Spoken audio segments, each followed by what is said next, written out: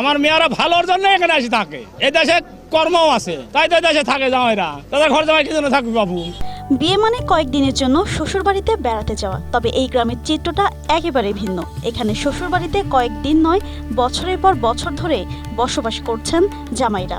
বিভিন্ন ধরনের এখানে আবাদ হয়, এই হিসাবে বিভিন্ন জায়গায় থেকে লোক আসি কর্ম করে। এই জায়গাটা, এই গ্রামে আলাদা একটা শান্তি আছে, কোনো গেল্লাম ফেদাস নেই, শান্তি আলে থাকে।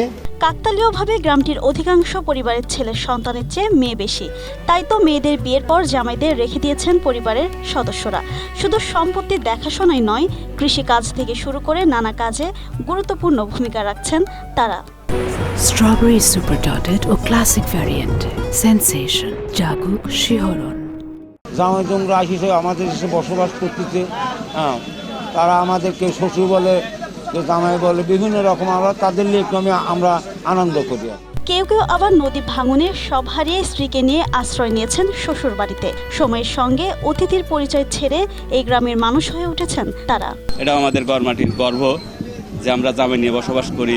বিকেল হলেই বাজারের চায়ের দোকানে বসে আড্ডা, শ্যালক সম্বন্ধীদের সঙ্গে হাসি ঠাট্টায় মেতে ওঠেন ঘর জামাইরা। আর বছরে একদিনে আয়োজন করা হয় বিশেষ আপ্যায়নেরও। কাজের সুযোগ থাকার কারণে এই গ্রামে বিয়ে করে স্থায়ী বসবাস শুরু করে। তো সেই ধারাবাহিকতা চলতে থাকার কারণে আজকে এই এলাকাতে জামাইয়ের সংখ্যা অনেক বেড়ে গেছে।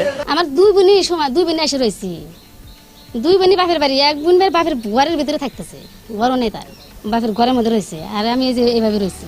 নাটোরের বড়াইগ্রাম উপজেলার গোলাপপুর ইউনিয়নের গড়মাটি গ্রাম। 2 শতাধিক ঘর জামাইয়ের বসবাস থাকায় গ্রামটি এখন পরিচিতি পেয়েছে জামাইয়ের গ্রাম নামে। ভালোবাসা, সহমর্মিতা আর পারিবারিক বন্ধনের এক অনন্য দৃষ্টান্ত হয়ে উঠেছে গড়মাটি গ্রাম।